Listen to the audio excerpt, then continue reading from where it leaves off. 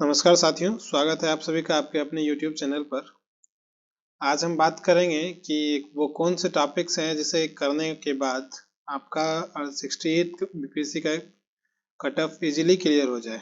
ठीक है, अभी ये बस लिमिटेड 30 दिन बाकी है हम लोग के पास और इसमें संभव नहीं है कि आप सारे बुक्स को थॉरोली पढ़ पाएँ। तो हम आज आपको प्रीवियस ईयर एनालिसिस के बेसिस पे बताएंगे कि कौन कौन से टॉपिक आप अगर कर लेंगे तो कट ऑफ जो है वो इजीली क्लियर हो जाएगा। तो चलिए आगे बढ़ते हैं और आपको बताते हैं कौन कौन से टॉपिक पढ़े।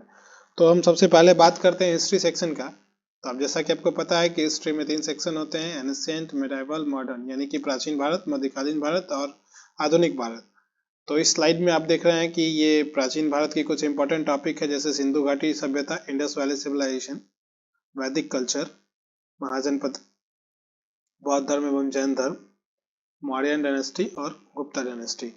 तो आप हर साल देखेंगे कि एक एक क्वेश्चन यहाँ से अगर 6-7 क्वेश्चन एंशिएंट से पूछा जाता है तो हर एक टॉपिक से एक एक क्वेश्चन लगभग रहता ही है। चाहे आपसे यहाँ से पूछ ले वो सभी जनपद में से एक किसी मिलाने के लिए कि उनमें से कौन जनपद का मिलान सही नहीं है, या इसी तरह से आपको सिंधु घाटी सभ्यता का दे देगा कि इसका खोज कहाँ कौन किया था, या फिर लोथल में क्या मिला नहीं मिला। तो यहाँ से ये लिस्ट ऑफ इम्पोर्टेंट टॉपिक है।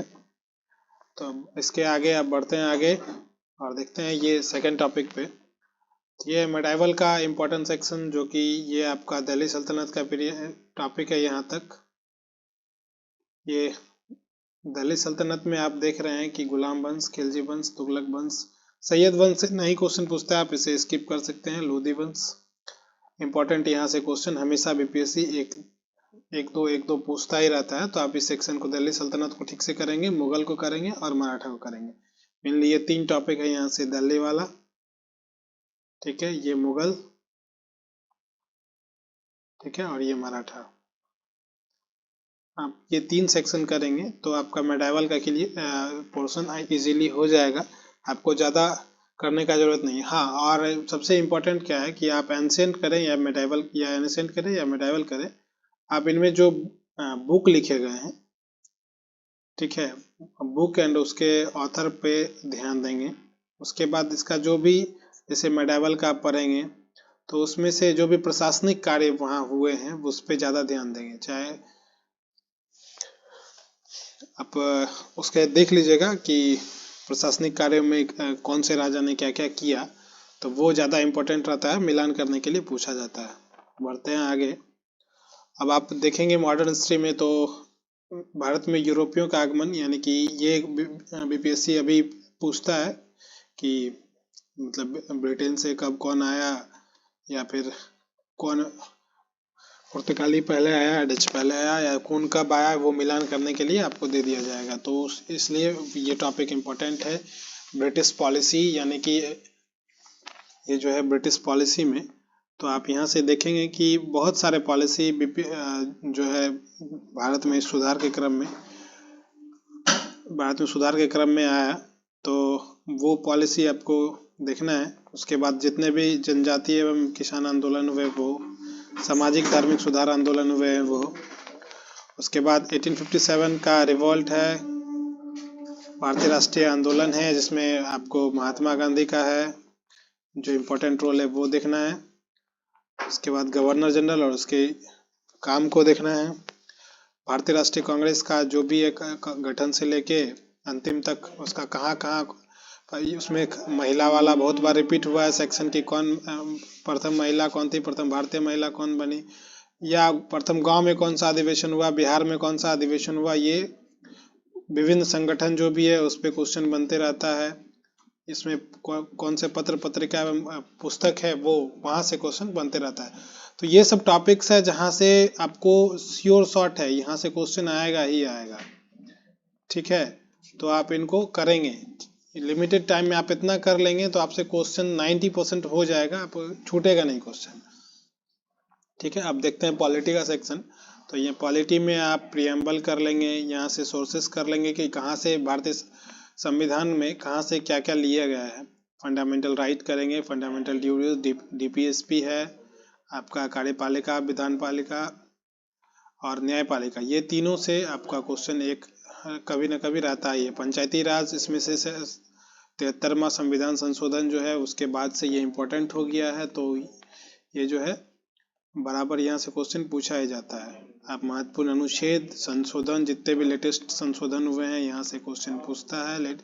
अनुच्छेद में हर साल बीपीएससी एक दो क्वेश्चन पूछता ही है। इवन कोई भी एग्जाम हो, ये सारे सेक्शन से आपको मिलेगा ही मिलेगा। ठीक है, बढ़ते हैं आगे।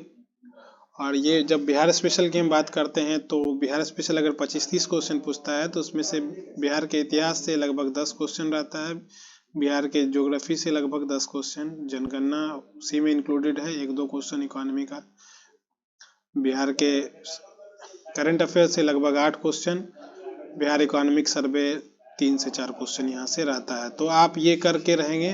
आपको बताए हुए हैं कि इतिहास और भूगोल या जहाँ से भी करना है, वो इम्तियाज अहमद का बुक है, वहाँ से आप कर सकते हैं, हिंदी मीडियम में, इंग्लिश मीडियम में या बिहार समग्र कर सकते हैं। ठीक है, तो बढ़ते हैं आगे।